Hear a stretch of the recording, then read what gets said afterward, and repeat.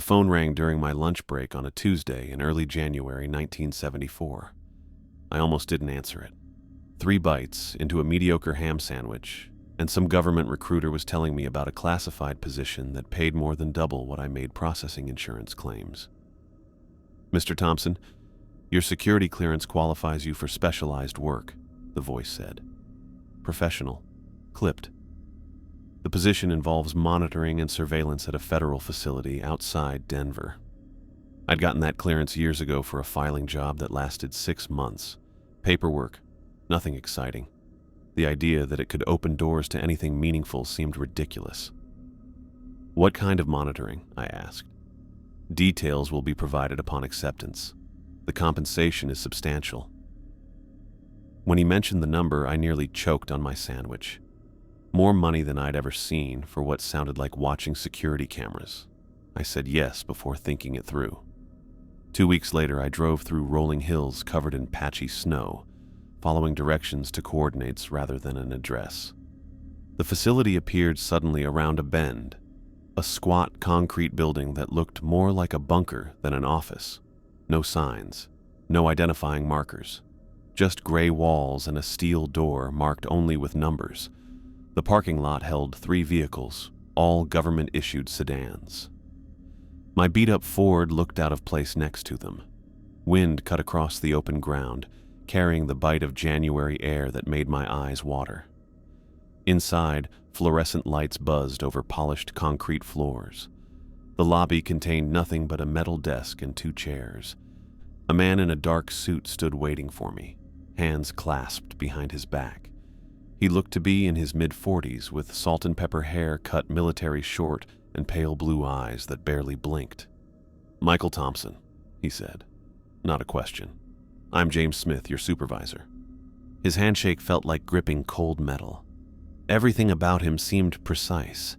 His posture, his movements, even the way he spoke without wasting words. "Welcome to the facility," James continued, pulling a folded paper from his jacket pocket. "Before we proceed, you'll need to review these operational guidelines." He handed me a single sheet with 5 numbered rules, typed in official font. 1. Never unlock the door to the monitored room under any circumstances. 2. Check sounds or disturbances only through security cameras or the reinforced window. 3.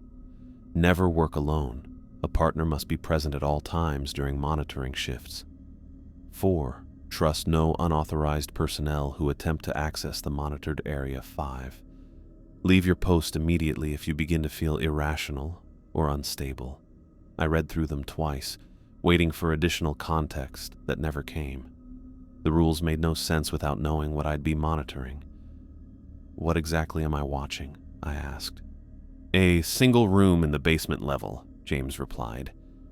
"Your partner, David Garcia, will explain the technical aspects of the equipment." "But what's in the room?" James's expression didn't change. "Something that requires constant watching." The non-answer felt deliberate. I tried a different approach. "These rules seem pretty specific. Has there been trouble before?" "The protocols exist for good reason." He folded his hands. "Your job is to follow them, not question them." My administrative background had taught me when to stop pushing. Some supervisors shut down questions with finality that wouldn't take any argument. James clearly fell into that category. He took me through a maze of corridors lined with identical doors, all unmarked. Our footsteps bounced off the concrete walls.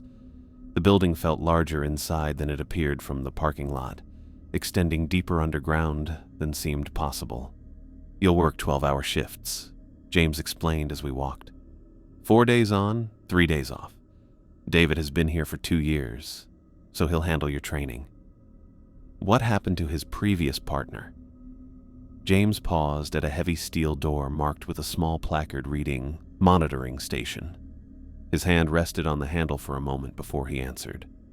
"Personnel changes are routine," he said. "Turnover is expected in this type of work." The monitoring station had 2 desk chairs positioned in front of a bank of security monitors and control panels. A small window, maybe 6 inches square, was built into the wall at eye level. thick, reinforced glass, the kind used in prison visiting rooms. "This window provides direct visual access to the monitored room," James said, gesturing to it. "The cameras offer multiple angles, but sometimes direct observation is necessary." I looked through the window and saw a small concrete room, maybe 10 feet by 12 feet, empty except for a single fluorescent light fixture in the ceiling. Gray walls, gray floor, nothing else. "That's it?" I asked. "That's it." The ordinariness of the room made the elaborate security measures seem even more bizarre. Why did an empty concrete box require round-the-clock monitoring?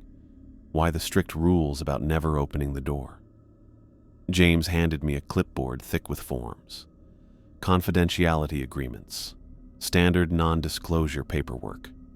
I flipped through the pages, looking at legal language about federal prosecution and lifetime gag orders. The consequences for talking about my work here were severe enough to ruin my life permanently. "These seem excessive for a monitoring job," I said. "Sign them or leave?" James checked his watch. "Your choice." I signed each page, wondering what I was getting myself into. The money was too good to walk away from, and my current job offered no future anyway. How dangerous could watching an empty room really be? James pulled an ID badge from his jacket pocket, my photo already stuck onto the front. Below my picture it said, "Thompson, Michael, Clearance Level 7, Monitoring Division. Wear this at all times while on the premises," he said, clipping it to my shirt pocket. "David will arrive for the evening shift at 6. He'll explain the rest." As James prepared to leave, I tried one more question. "Can you at least tell me why this room needs watching?" He paused in the doorway, considering his words carefully. "Some things require observation to ensure they remain contained," he said finally. "Your job is to observe, nothing more." The door closed behind him with a solid click, leaving me alone in the monitoring station. I settled into one of the chairs and looked at the empty room through the window. Whatever justified this level of security, this level of pay, and these weird rules wasn't visible to me yet, but I had a feeling I'd find out soon enough. I checked my watch. 5:58 p.m. James had said David would arrive at 6 for the evening shift, and I'd been sitting in this chair for nearly 3 hours staring at an empty concrete room. The fluorescent light buzzed overhead, matching the one inside the monitored space. Heavy footsteps carried down the corridor outside, followed by the beep of a keycard reader. The steel door opened and a man stepped inside, carrying a worn leather messenger bag. Dark hair showed streaks of premature gray, and his olive skin looked pale under the harsh lighting. He moved with the careful steps of someone who'd learned to be quiet. "You must be Michael," he said, extending his hand. "David Garcia." His grip felt cold and slightly damp. Up close, I could see dark circles under his brown eyes and the way his gaze kept drifting to the monitors. "James said you'd explain the equipment," I said. David nodded, dropping his bag beside the second chair. He pulled out a thermos and a manila folder, setting both on the narrow shelf that ran beneath the monitor bank. "2 cameras," he said, pointing to the screens. "One covers the northeast corner, the other gets the southwest angle. You want to check both feeds every 15 minutes. Note anything unusual in the log." He opened the manila folder and showed me a stack of shift reports, each page divided into timestamps and observation notes. Most entries read, "No activity observed," or "Room remains empty." "The window gives you direct visual when the cameras aren't enough," David continued, gesturing to the reinforced glass. "Sometimes the angles miss things." I looked through the window again. The same empty room, the same gray walls. What kind of things would the cameras miss? David's hand stopped while reaching for his thermos. Movement, changes in the space. You'll know when you see it. His evasiveness reminded me of James, that same careful way of giving out information. I tried a different approach. "How long have you been doing this?" 2 years next month, David said. He unscrewed the cap from his thermos and the smell of coffee filled the small space. Used to work alone until about 3 months ago. New safety protocols now require partners. What happened 3 months ago? David's eyes moved to the monitors, then back to his coffee. Employee broke some rules. Management decided solo shifts were too risky. The way he said employee instead of using a name felt deliberate. I waited for him to say more, but he just sipped his coffee and looked at the screens. Did this employee get fired? Robert Hayes, David said finally. Yeah, he's gone. Quit suddenly after breaking protocol one too many times. I made a mental note of the name. What kind of rules did he break? David set down his thermos and pulled a laminated card from his pocket. The same 5 rules James had shown me, but this copy looked worn from handling. Rule number 1 is the big one, David said, tapping the card. Never unlock that door. Robert got obsessed with what was inside, started talking about needing to check things personally. And that's not allowed? Not ever. David's voice carried an edge I hadn't heard before. The door stays locked. We observe through cameras in the window. That's it. I studied his face, looking for clues about what made this rule so important. His jaw was tight, and he kept glancing at the monitors like he expected something to appear. So what happened to Robert exactly? David was quiet for a long moment, turning his thermos between his hands. Started working extra hours without authorization. Began asking too many questions about the room's history. Management noticed he was getting unstable. Unstable how? Paranoid, jumpy. Started talking about hearing things that weren't there. David paused, or weren't supposed to be there. The distinction felt significant. I was about to ask what he meant when David stood up and checked both camera feeds, adjusting the contrast on one monitor. Let me show you the log system, he said, clearly changing the subject. For the next hour, David walked me through the paperwork requirements, shift change procedures, and emergency protocols. His explanations were thorough but mechanical, like he'd given this training many times before. Every few minutes, he'd stop mid-sentence to check the monitors or look through the window. We got into a routine over the next few days. David worked evenings, I took the day shifts, and we overlapped for an hour during transitions. He brought the same thermos every day and ate sandwiches from a brown paper bag. We talked about sports, weather, anything except the room we were watching. On Wednesday of my first week, around 2 in the afternoon, I heard it. A soft scratching sound, like fingernails dragging across concrete. It lasted maybe 10 seconds, then stopped. I immediately checked both camera feeds. The room looked exactly the same. Empty, gray, unchanging. I pressed my face to the window, looking around every corner I could see. Nothing moved. The fluorescent light buzzed steadily overhead. I made a note in the log. 2:14 p.m. Brief scratching sound heard. Cameras show no activity. Room appears empty. When David arrived for the evening shift, he read through my log entries. His finger stopped at the 2:14 notation. You heard scratching? He asked. Yeah. Lasted about 10 seconds. Couldn't see anything on the cameras, though. David stared at the monitors for a long moment. Then he checked and rechecked both camera feeds, adjusting angles and zooming in on different sections of the room. Equipment malfunction, maybe, he said finally, but his voice sounded uncertain. The cameras were working fine. I just couldn't see what was making the noise. David's hands played with his thermos cap, screwing and unscrewing it over and over. Sometimes the microphones pick up sounds from other parts of the building. Ventilation, pipes, that kind of thing. His explanation felt rehearsed, like something he'd told himself before. I wanted to press the issue, but his obvious discomfort made me back off. 3 days later, it happened again. I was reading a paperback novel between monitor checks when the scratching started. This time, it was louder, more persistent, like something clawing at the walls. It went on for nearly 30 seconds before cutting off abruptly. Both cameras showed the same empty room. I checked the window, looking over every visible inch of concrete. The scratching had definitely come from inside that space, but Nothing was there to make the sound. I logged the incident and waited for David's reaction during shift change. He read the entry twice, then walked to the window and looked inside for almost 5 minutes. "You're sure it came from in there?" he asked.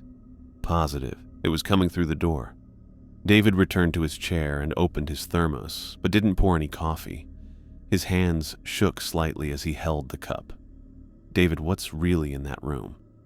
He looked at me for a moment, then down at his coffee. "I don't know. But you suspect something." "I know enough to follow the rules," he said, "and I know enough to keep my questions to myself. Come on, 2 years you've been watching this place. You must have some idea." David screwed the cap back onto his thermos and stood up. "Some questions are better left unasked, Michael. Trust me on that." He grabbed his bag and headed for the door, cutting our shift overlap short for the first time since I'd started. "Where are you going?" "Break room," he said without turning around. "Need some air?" The door closed behind him, leaving me alone with the monitors and that reinforced window. I looked at the empty room, trying to make sense of what I'd heard. The scratching sounds were real. I was certain of that. But cameras didn't lie, and there was nothing in that space to make noise. Unless something was there that the cameras couldn't see, or something was there that wasn't supposed to be visible. I thought about Robert Hayes, the former employee who'd broken the rules and quit suddenly. David had mentioned he got paranoid, started hearing things. Maybe Robert had heard the same scratching sounds. Maybe that's what drove him to break protocol. The whole setup felt increasingly weird. High-level security clearance for an empty room. Round-the-clock monitoring of nothing. Strict rules about never opening a door to an apparently vacant space. Either this was the most elaborate psychological experiment I'd ever heard of, or there was something in that room that required constant watching. David's real fear suggested it wasn't an experiment. The way his hands shook when he talked about the sounds, the careful way he avoided certain topics, those reactions seemed real. Whatever was behind that door, David believed it was real and dangerous. But the cameras showed nothing. The window showed nothing. Just concrete walls and a fluorescent light that buzzed with the same rhythm as the one above my head. I checked my watch. David had been gone for 20 minutes, which was longer than his usual breaks. I looked through the window one more time, studying every inch of visible space. Empty. Always empty. The silence stretched on, broken only by the buzz of fluorescent lights and the quiet whir of camera motors adjusting their focus. I opened my paperback and tried to read, but my attention kept drifting to the monitors. Whatever was in that room, or whatever wasn't in that room, I was beginning to understand why it required constant watching. 3 months had passed since I'd started watching that empty concrete room, and the scratching sounds had become the least of my concerns. What started as occasional scraping noises had turned into something far more unsettling. Muffled voices drifted through the door now, too unclear to make out words but unmistakably human. Sometimes I heard what sounded like someone pounding on the walls from inside, rhythmic thumping that would last for minutes before cutting off abruptly. The cameras never showed anything. That room remained stubbornly empty on every monitor, every angle, every feed, just gray concrete and that fluorescent light buzzing overhead. David had started taking longer and longer breaks. What used to be quick trips to the bathroom or break room now stretched into hour-long disappearances. When he returned, he looked worn out, like he'd been walking laps around the building in the cold. His coffee sat untouched most shifts, and the dark circles under his eyes had deepened into permanent shadows. "You ever think about requesting a transfer?" he asked one Tuesday afternoon during our overlap. I looked up from the log book where I'd been recording another incident of voices. Why would I? Just wondering. David stared at the monitors, but his eyes seemed unfocused. Previous teams never lasted long here. 6 months seems to be about the limit before people start asking for different assignments. "How many teams have there been?" 4 that I know of, maybe more before I got here. He rubbed his temples like he had a headache. Management doesn't really talk about turnover rates. The way he said it made me wonder if the turnover was voluntary. I'd assumed people left for better opportunities or got reassigned as part of normal bureaucratic shuffling. But David's tone suggested something else. Did they all request transfers? Some did. David's answer came too quickly, like he'd prepared it. Others just stopped showing up. Before I could ask what that meant, both security monitors flickered and went to static. The feeds turned into gray and white snow, completely blocking our view of the room. I grabbed the phone and called James's extension. He answered before the first ring finished. "Equipment malfunction," I reported. "Both cameras are down." "I'll be right there." The line went dead. I stared at the static-filled screens, then pressed my face to the reinforced window. The room looked the same as always. Empty concrete walls, gray floor, that single light fixture in the ceiling. But without the cameras providing multiple angles, the space felt somehow larger, like there were corners I couldn't see that might be hiding something. James showed up in the doorway less than 5 minutes later carrying a metal toolbox. He walked past me without a word and began disconnecting cables from the monitor bank. "This happen often?" I asked.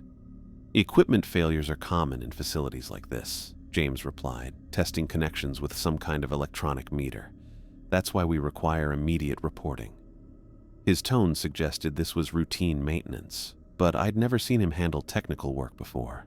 The precision of his movements indicated familiarity with the equipment that went beyond supervisory knowledge. "Should I log this as a security incident?" "Standard equipment malfunction. Note the time and duration, nothing more." James worked in silence for the next 20 minutes, replacing some kind of circuit board in the monitor housing. His movements were quick and efficient, like he'd done this repair many times before. When he finished, both screens flashed back to life, showing clear feeds of the empty room. "There," he said, packing his tools.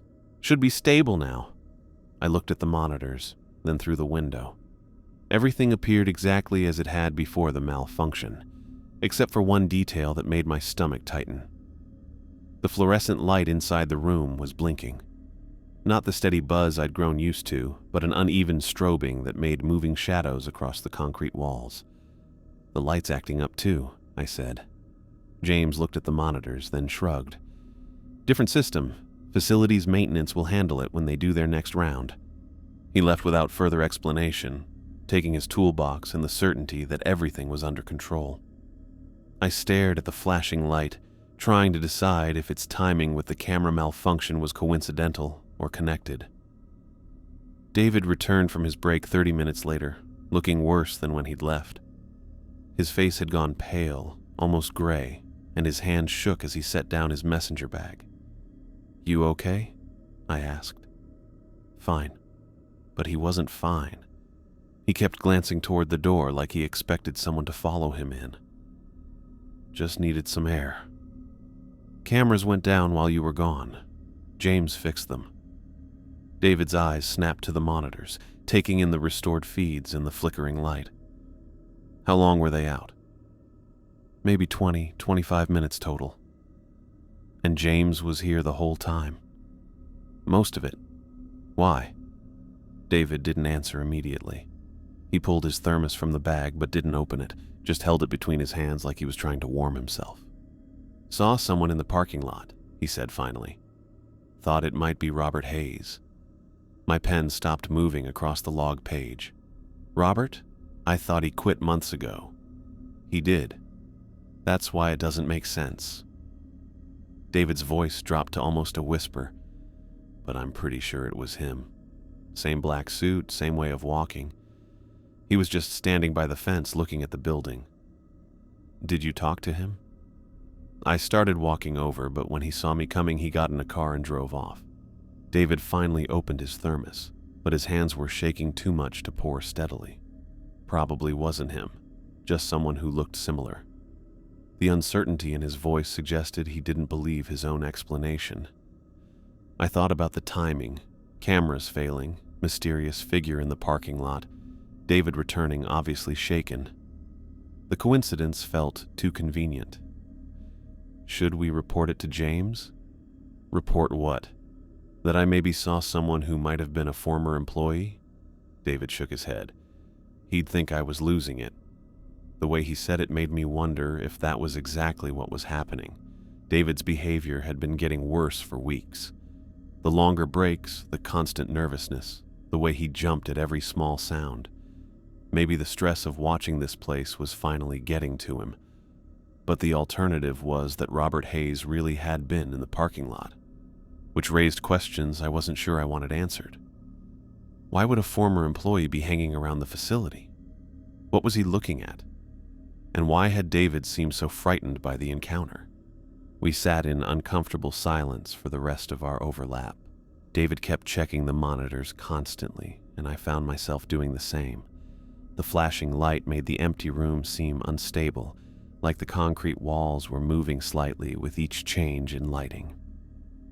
When David's official shift started, I gathered my things and headed for the door. In the corridor, I paused and looked back at the monitoring station.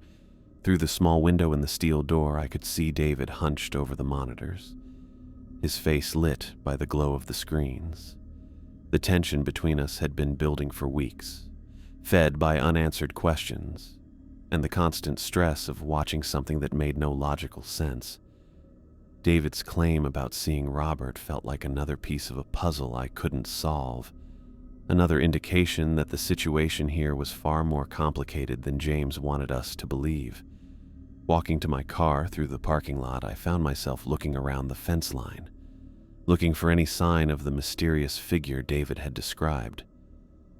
The lot was empty except for the usual government sedans, but something about the late afternoon silence felt charged, like the moment before a thunderstorm breaks. Whatever was happening at this facility, whatever we were really monitoring in that room, the pretense of normalcy was starting to crack. David's getting worse, the equipment malfunctions, and now the possibility that Robert Hayes was still lurking around the edges of whatever operation this was. It all pointed towards something coming to a head. I drove home through the rolling hills, trying not to think about the flashing light or the fear in David's eyes when he'd mentioned seeing Robert. But the questions followed me anyway, multiplying in the silence of my empty apartment. 3 months of watching an empty room, and I was finally starting to understand that the room wasn't the real mystery. The mystery was why we were watching it, what had happened to the people who'd watched it before us, and why someone like Robert Hayes might risk returning to a place that had apparently driven him away. I'd been staring at the empty thermos David left behind for about an hour, checking my watch every few minutes and trying to convince myself he'd be back any second. The rain hit the corridor walls somewhere above us, a steady beat that made the underground place feel even more cut off than usual. David had left at 2:05 p.m., saying he needed a quick bathroom break. Nothing unusual about that. His breaks had been getting longer over the past few weeks. But this was different. An hour and 20 minutes was way beyond even his recent long breaks, and he'd never left his thermos behind before. That worn metal container went everywhere with him. I kept looking at the monitors, then at the door, then back at the monitors. The empty room looked the same as always. Gray concrete walls, that blinking light that maintenance still hadn't fixed, nothing moving or changing. But sitting here alone broke one of the main rules James had taught us from day one. Never work a shift without a partner. The smart thing would be to call James and report David's absence.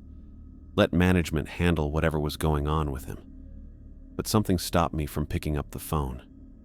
Maybe it was the way David had looked when he left, pale and nervous, like he'd been building up to this moment for weeks. Or maybe it was my growing feeling that calling James would make things worse for David, rather than better. I flipped through the shift log, noting the time of David's departure, and my decision to stay at the post, even though I was breaking protocol. The pages were filled with months of routine entries broken up by more and more frequent reports of sounds from the room, scratching, voices pounding. Reading back through them, the pattern was clear. Whatever was happening here had been getting worse slowly, and David had been dealing with most of it during his evening shifts. The sound of heavy footsteps in the corridor made me look up from the log. Finally, David was back, probably with some explanation about getting lost in thought or needing extra time to clear his head. I turned toward the door, already preparing to give him grief about the partner rule. But the footsteps stopped outside our door, and no keycard beeped. No familiar jingle of David's keys or the soft thud of his messenger bag hitting the floor. Just silence, broken only by the rain overhead and the buzz of the monitoring equipment. I moved to the small window in the steel door and looked out into the corridor. A man in a black suit stood directly in front of the locked room door, about 15 feet to my right. His back was to me, but I could see enough of his profile to know it wasn't David. This guy was shorter, stockier, with dark hair that hung down past his collar in a messy tangle. I suddenly knew who it was. The employee photos David had shown me weeks ago, the ones he'd used to explain the monitoring station's history. Robert Hayes, the former employee who'd been fired 3 months ago for breaking protocol. The one David claimed to have seen in the parking lot. Robert stood still in front of the locked door, his head tilted like he was listening for something. His black suit was wrinkled and stained, like he'd been wearing it for days. From this angle, I could see his hands hanging at his sides, fingers twitching slightly. I reached for the phone to call James, but before I could dial, Robert turned and looked directly at the monitoring station door. His eyes were bloodshot and wild, surrounded by dark circles that made David's exhaustion look healthy by comparison. He'd lost weight since those employee photos were taken, his face thin and hollow. He walked toward my door with careful steps, each footfall bouncing in the concrete corridor. I stepped back from the window, my hand still hanging over the phone. Part of me wanted to call for backup immediately, but another part was curious to hear what he had to say. This was the man whose rule violations had led to the partner system, whose mysterious departure had hung over the monitoring station like a dark cloud. Robert stopped directly outside and knocked, 3 sharp raps against the steel door. "I know you're in there," he said, his voice muffled but clear. "I need to get into the room." I moved back to the window. Robert was standing close enough that I could see the stubble covering his jaw and the way his suit jacket hung loose on his diminished frame. "The room is off limits," I called back. "You're not authorized to be in this facility." "You don't understand." Robert pressed his hands against the doorframe, leaning closer to the window. "I have work to finish. Important work. I need to fix what I broke." The phrase sent a chill through me. David had mentioned Robert becoming obsessed with the room's contents, talking about things that weren't supposed to be there. But this was the first time I'd heard him talk about breaking something. "I can't let you in. You'll need to speak with James Smith if you want access." Robert's face twisted into something between frustration and desperation. "James doesn't understand either. None of you understand what's at stake here. Every minute I'm locked out makes it worse." I kept one eye on Robert and reached for the phone with my free hand.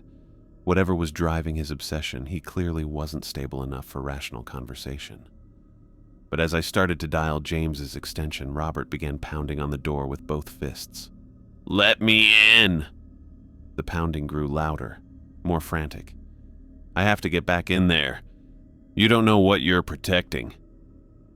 The sound bounced through the monitoring station, drowning out the buzz of equipment and the distant rain. I fumbled with the phone, trying to complete the call while keeping Robert in sight through the window. The line rang once, twice. "Come on, James. Pick up."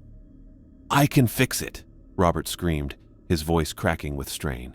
"I know how to make it stop, but I need to get inside." 3 rings. 4. Where was James when I actually needed him? Robert stepped back from the door, and for a moment I thought he was giving up. Then he charged forward, throwing his full weight against the steel barrier. The door shook but held. He tried again, and again, each impact producing a loud crash that made the monitoring equipment rattle. "Please." His voice had turned pleading, desperate. "You have to understand. I'm the only one who knows how to contain it properly. I made a mistake, but I can fix it if you just let me in." James's voicemail picked up on the seventh ring. I hung up and tried again, but got the same result. Either he was away from his desk or choosing not to answer. Neither option helped my current situation. Robert had stopped throwing himself at the door and was now studying the lock mechanism with intense focus. His hands moved along the door frame, testing for weaknesses or other ways in. The careful way he examined the security measures suggested this wasn't his first attempt to get inside. "Robert," I called through the door, trying to keep my voice steady, "you need to leave the facility. This is a restricted area, and you're not authorized to be here." He looked up at the window, and I saw something in his eyes that made me step back instinctively. Not just desperation or obsession, but a kind of fevered certainty that logic couldn't touch. "You're new," he said, his voice suddenly calm. "You don't know what it's like yet, but you will. Give it a few more months of listening to the sounds, watching the empty space, following rules that don't make sense. You'll start to understand." "Understand what?" "That the room isn't empty." Robert's hands were pressed flat against the door now, his face close to the window. "It never was empty. We just can't see what's in there from this side." The certainty in his voice was more unsettling than his previous screaming. This wasn't the rambling of someone who'd lost touch with reality. It was the conviction of someone who believed he'd discovered a terrible truth. "The monitoring isn't about keeping something in," Robert continued. "It's about keeping us out, making sure we don't interfere with whatever's happening in there. But interference is exactly what's needed." I tried calling James again, but my hands were shaking enough that I had to redial twice. Still no answer. The facility suddenly felt huge and empty, like Robert and I were the only people in the building. "I know you have keys," Robert said, his tone shifting back toward urgency.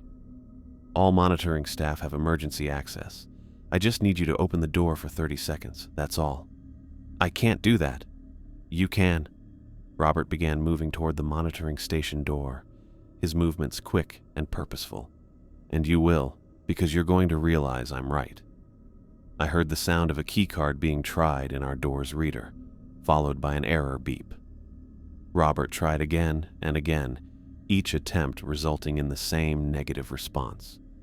His terminated access cards were apparently still in the system, which meant security protocols were working as intended.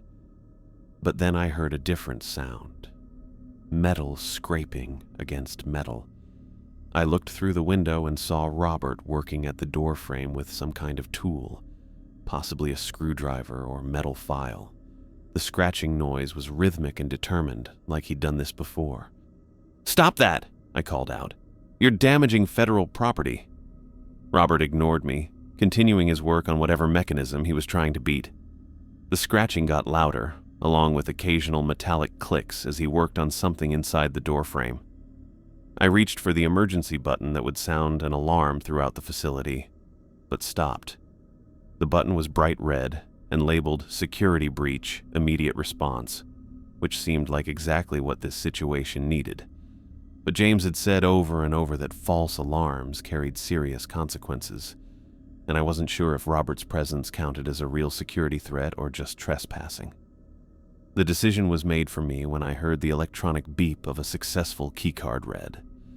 Robert had somehow bypassed the access control system. The monitoring station door swung open, and Robert stepped inside.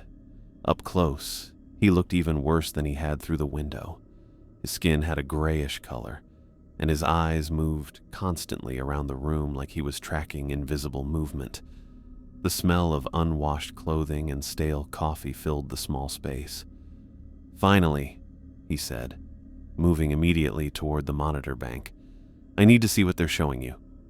I positioned myself between Robert and the equipment. "You need to leave, now." "Not until I check the feeds." Robert tried to step around me, but I blocked his path. "They've been doctoring the video, showing you false images. The real room looks completely different. The cameras are working fine. That's what they want you to think." Robert's voice carried the fevered certainty I'd heard through the door.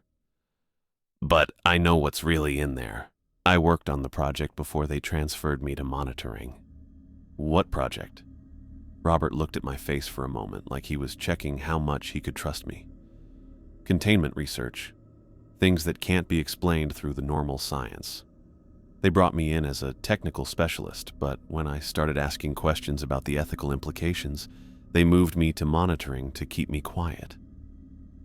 What he said felt both believable and completely crazy.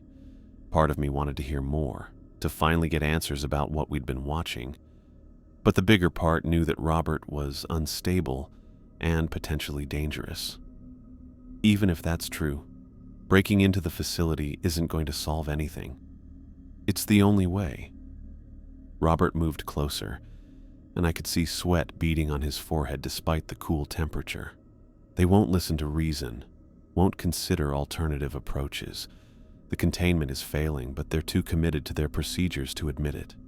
What containment? The thing in the room.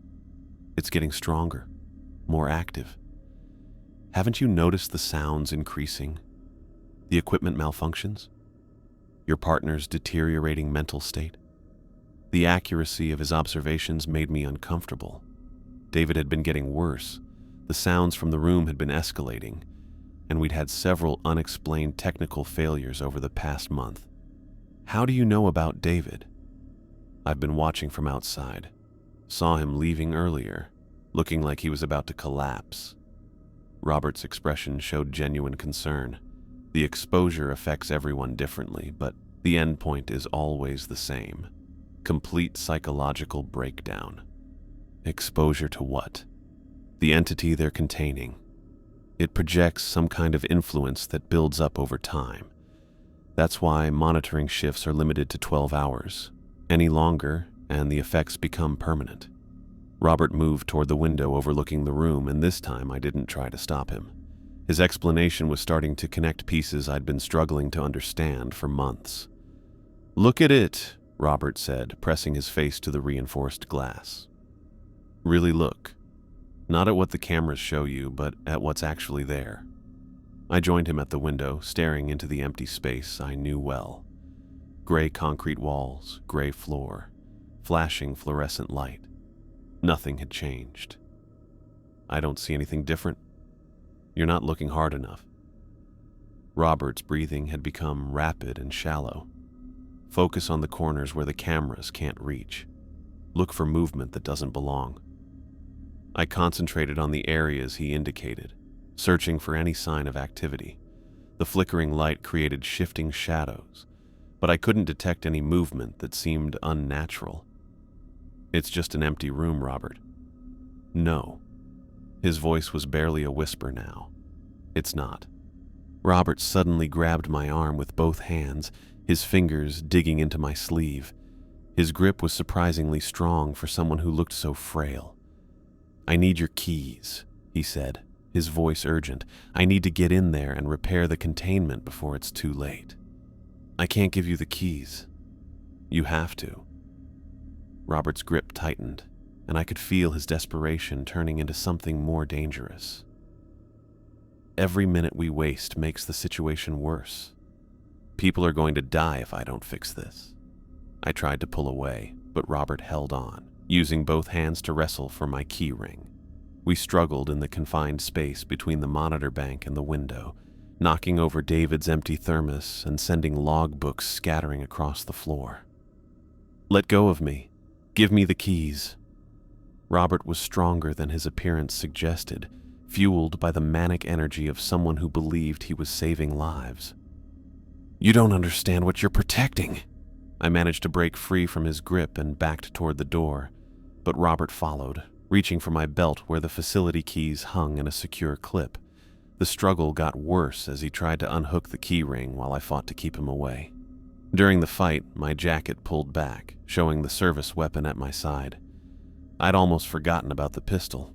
James had given it to me during my first week as standard equipment for monitoring staff, though he'd never explained what situations might need it. Robert saw the weapon and lunged for it, his hands clawing at the holster snap. The desperate look in his eyes had changed into something wild and out of control. This wasn't just about getting into the room anymore. He was willing to do whatever it took to complete his mission. I drew the pistol and pointed it at Robert's chest, my hands steadier than I'd expected. "Back away from me." Robert froze, his eyes on the weapon. For a moment, the fevered intensity left his face, replaced by something that looked almost like relief. "You're going to shoot me," he said, and there was no fear in his voice, just a kind of tired acceptance. "I don't want to shoot you. I just want you to leave." "I can't leave. Not until I fix what I broke." Robert took a step closer, ignoring the gun. "If you won't give me the keys, then you'll have to stop me another way. Don't make me do this." "You don't have a choice." Robert lunged forward, reaching for the weapon. I pulled the trigger. The first shot caught Robert in the chest, spinning him around and sending him stumbling backward toward the monitors. He looked down at the spreading red stain on his shirt with what seemed like surprise, then looked back at me. "That's not going to stop me," he said, and started forward again. I fired 3 more times in quick succession, the gunshots deafening in the small concrete space. Robert collapsed against the monitor bank, then slid down to the floor, leaving a dark smear across the screens. The silence that followed felt complete, broken only by the ringing in my ears and the distant sound of rain.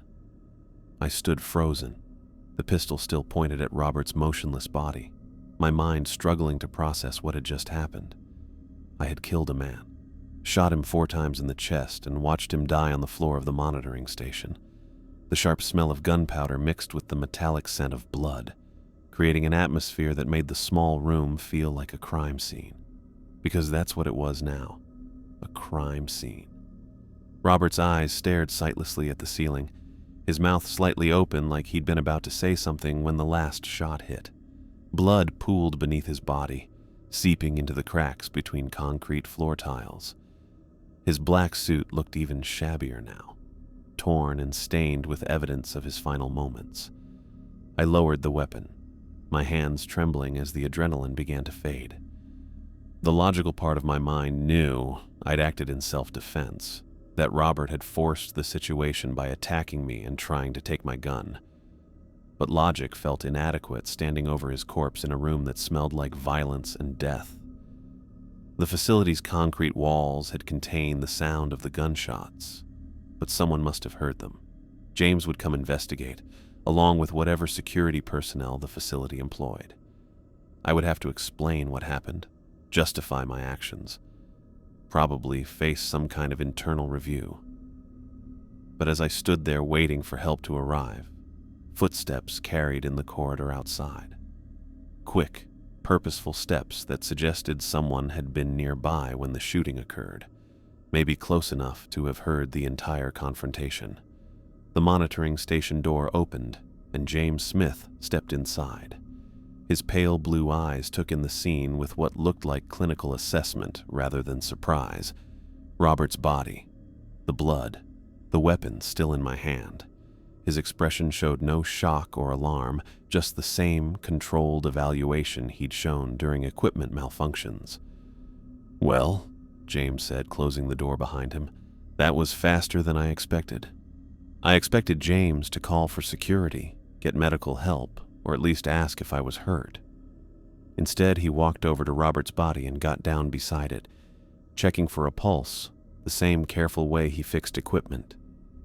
His fingers pressed against Robert's neck for several seconds before he stood and brushed imaginary dust from his dark suit.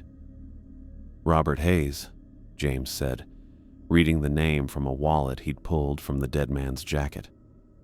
Former monitoring specialist terminated October 15th for repeated protocol violations. He spoke like he was reviewing a personnel file rather than standing over a fresh corpse. I was still holding the pistol, though I'd lowered it to my side. He tried to take my weapon. I had to shoot him.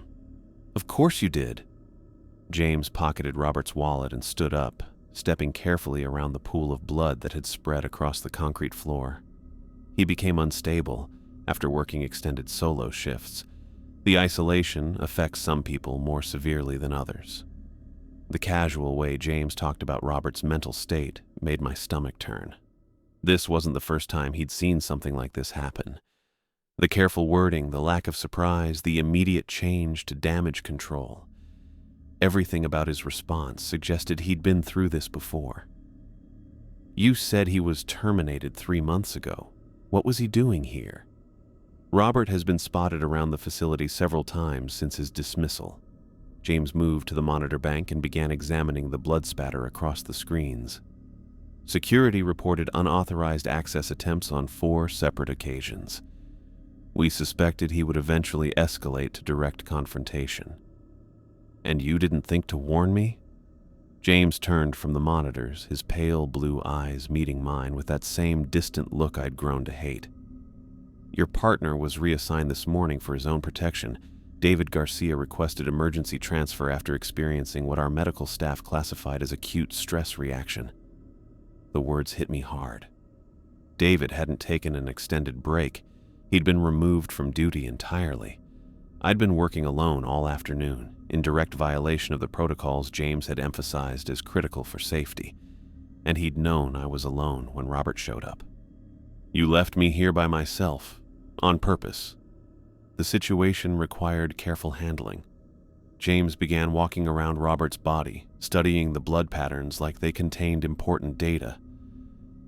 Robert's obsession with accessing the monitored room had reached dangerous levels. Standard security measures were proving inadequate. So you used me as bait. I provided you with the tools necessary to resolve the situation. James gestured toward the pistol in my hand. Your response was appropriate and justified given the circumstances. The cold way he talked made me want to scream. He was talking about a man's death like it was a solved equation, a problem that had needed the right variables to reach the desired outcome. Robert Hayes had been mentally ill, desperate, and probably suffering from whatever psychological effects this place inflicted on people who worked here too long. And James had set up a situation where killing him was the only option. What's in that room? I demanded. What the hell could be so important that you'd set up a murder to protect it? James stopped his examination of the crime scene and looked at me directly. Sensitive research conducted under federal oversight. The specifics are classified above your clearance level. That's not an answer. It's the only answer you're authorized to receive. James moved toward the reinforced window and peered into the empty concrete space beyond. The containment protocols exist for valid security reasons. Your job was to observe and maintain those protocols, nothing more. My job was to watch an empty room and follow rules that didn't make sense. Nobody told me I'd be executing former employees. Robert Hayes chose his own fate when he violated facility security. James turned back toward me, his expression unchanged. Your actions prevented a significant breach of containment protocols. That demonstrates exactly the kind of judgment we value in monitoring personnel. The praise felt wrong. James was complimenting me for killing someone, treating Robert's death as evidence of my professional competence. It made my skin crawl. I want to know what I've been protecting. What you've been protecting is classified research that serves important national security interests. James straightened his tie, a gesture that seemed automatic rather than necessary. The specific nature of that research is compartmentalized information available only to personnel with appropriate clearance levels and operational need to know. I just killed someone for it. I think that gives me a need to know. James studied me for a moment. His head tilted slightly like he was checking my mental state the same way he'd looked at Robert's corpse. Your performance during this incident suggests you're ready for additional responsibilities. Monitoring Station Supervisor, GS-12 pay grade, 28% salary increase effective immediately. The offer caught me off guard. Instead of answering my questions or acknowledging the trauma of what had just happened, James was trying to buy my silence with money and a promotion. The same tactic he'd probably used to keep other people quiet about whatever really went on here. I don't want a promotion. Consider it carefully before making a final decision. James walked to the door and stood with his hand on the frame. Cleanup crews will arrive within the hour to handle the deceased and sanitize the work area. No police report will be filed. This facility operates under special federal jurisdiction that supersedes local law enforcement. You're covering up a murder. I'm processing a justified response to attempted assault by a mentally unstable former employee. James's tone suggested he'd used similar phrasing in official reports before. Your service weapon was discharged in defense of classified materials and personnel safety. The incident will be documented accordingly. The bureaucratic language made everything sound routine, just another form to file and procedure to follow. Robert Hayes would disappear into whatever system handled inconvenient deaths at classified facilities. His family would probably be told he died in an accident or suffered a medical emergency. The truth would be buried under national security classifications and need-to-know restrictions. I need some air, I said. Take all the time you require. Report to my office tomorrow morning at 800 hours for debriefing and assignment of your new supervisory duties. James left me alone with Robert's body and the smell of blood and gunpowder. I sat down in one of the monitoring chairs and looked at the man I'd killed, trying to figure out how the desperate, unstable person who'd attacked me connected to whatever he'd been before this place broke him. The monitors still showed the empty room, cameras working normally even with blood spattered across their screens. That concrete space continued its endless watch, whatever secrets it contained protected by another layer of violence, and another dead body added to the cost of keeping them hidden.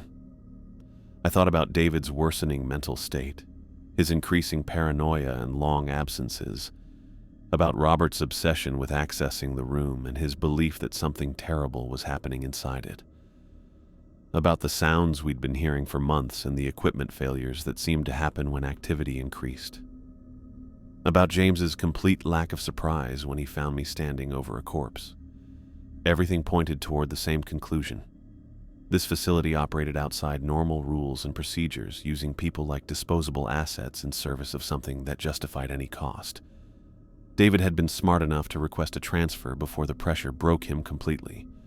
Robert had stayed too long and lost his mind trying to understand what he was protecting, and I had just proven myself willing to kill, to maintain whatever system they'd built here. The feeling of complicity came over me. I wasn't a victim of circumstance or an innocent caught up in someone else's conspiracy. I was a participant, a willing collaborator who'd taken their money and followed their orders and ultimately pulled the trigger when they needed someone dead. 3 hours later, I was sitting in my apartment with a resignation letter typed and printed on my personal letterhead. The single page contained my formal notice of immediate termination, effective that day, citing personal reasons for leaving federal service. No mention of Robert Hayes or the circumstances of his death. No accusations about cover-ups or classified research. Just a clean break from whatever I'd become involved in. I drove back to the facility one last time as the sun set over the rolling hills outside Denver. The parking lot was empty except for an unmarked van and several government sedans I didn't recognize. Cleanup crews, probably, erasing evidence of the afternoon's violence with the same clinical efficiency James had shown while examining Robert's body. I left the resignation letter on James's desk and walked out through corridors that felt different, now that I knew I'd never see them again. The monitoring station door was closed, probably locked while forensic specialists removed blood and fingerprints, and anything else that might complicate the official story. In my car, I sat for a moment, looking at the concrete bunker that had been my workplace for 3 months. Somewhere beneath that unremarkable exterior was a room that people were willing to kill and die to protect. Something important enough to justify destroying lives and covering up murders. Something that had driven David Garcia to request emergency transfer and Robert Hayes to attempt armed entry. I would never know what it was. That knowledge would stay buried under layers of classification and security protocols, protected by people like James Smith, who treated human life as an acceptable cost of doing business. The questions would follow me for the rest of my life. What had I been protecting? Why was it worth Robert's death? How many others had died to keep its secrets? But I was done being part of the machine that created those secrets, done following orders without understanding their purpose. done pretending that good pay and government benefits justified whatever moral compromises the job required. I drove away from the facility as darkness came over the hills, taking with me only questions and the memory of a desperate man who died trying to fix something he believed was broken. The answers stayed behind, locked in a concrete room beneath the earth, protected by protocols I would never understand, and supervised by people who measured success in body counts and security clearances. Whatever was in that room, it would have to find new guardians. I was finished watching over things I couldn't see, protecting secrets I wasn't allowed to know, and killing people whose only crime was asking the same questions that haunted my dreams.